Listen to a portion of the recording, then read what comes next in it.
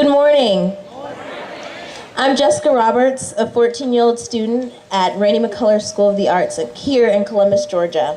And today, at this history-making March for Our Lives event, with more than 800 other sister marches around the world, because we, the students, have a right to safe schools. And the only way we can achieve that right is by passing common sense gun legislation that is put in place to protect us against gun violence. We stand here.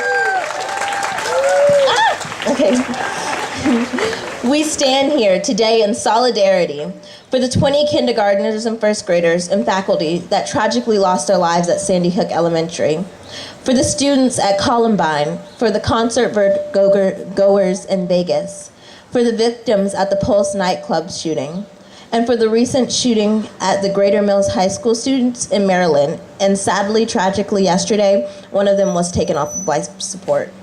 And specifically for the 17 teachers and students killed at this major Stoneman Douglas High School in Parkland, Florida on Valentine's Day, February 14th. Today is March 24th, and today I'm 14 years old. On March 29th, I'll be celebrating my 15th birthday.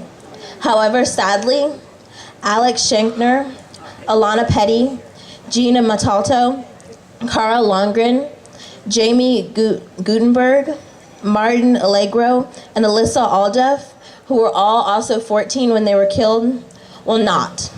Because of poor gun laws and easy accessibility to getting assault rifles, these children will never see their 15th birthday. Those are only 7 out of the 17 lives that were lost that day.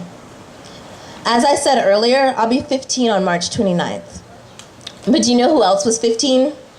Peter Wang and Luke Hoyer. That makes 9 of the 17. Carmen Shuntrip was 16 the day she lost her life, and she was to celebrate her 17th birthday on February 21st. And instead of planning for her 17th birthday, her parents had to plan for something no parents of a soon-to-be 17-year-old would ever have to imagine planning for, which was her funeral. That makes 10 out of the 17. But you know who was 17?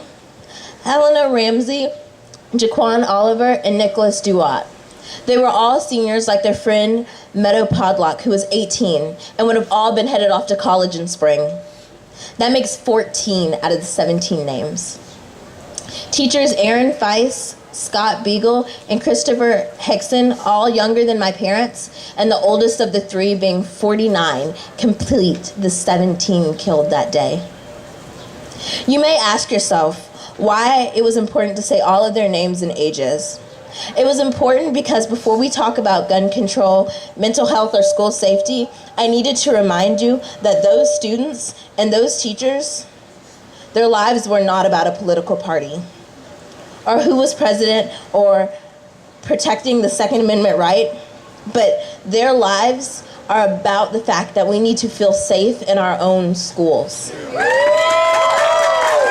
And that everything that can possibly done is done to keep guns out of the hands of people that should not have them. Don't let their lives be lost in vain. The tragic lives of the students lost in Parkland have started a movement.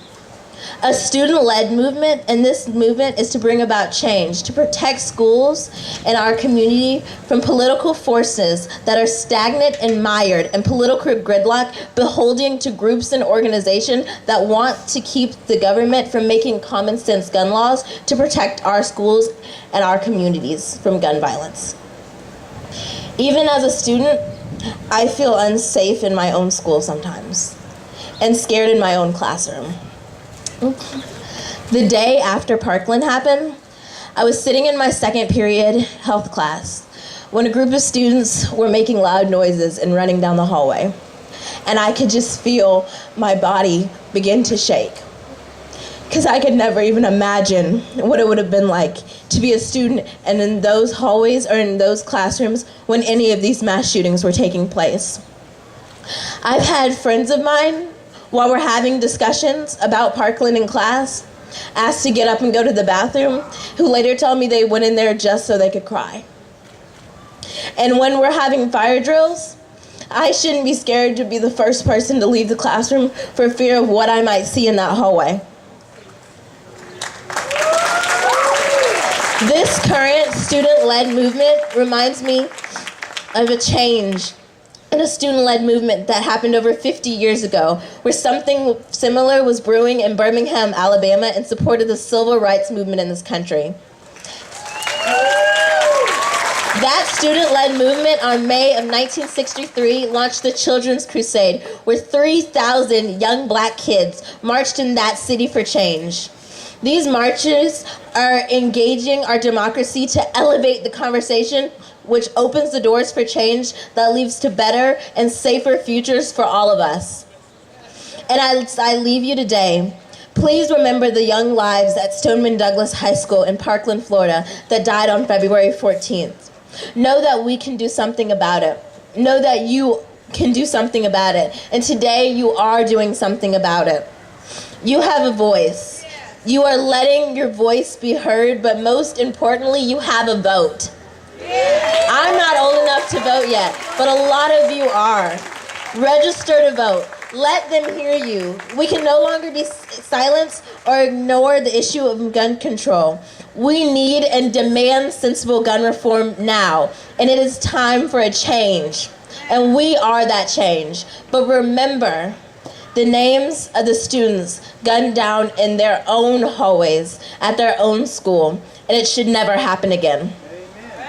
I'm Jessica Roberts, a 14-year-old student at Rainey McCullers School of the Arts, and I approve this message.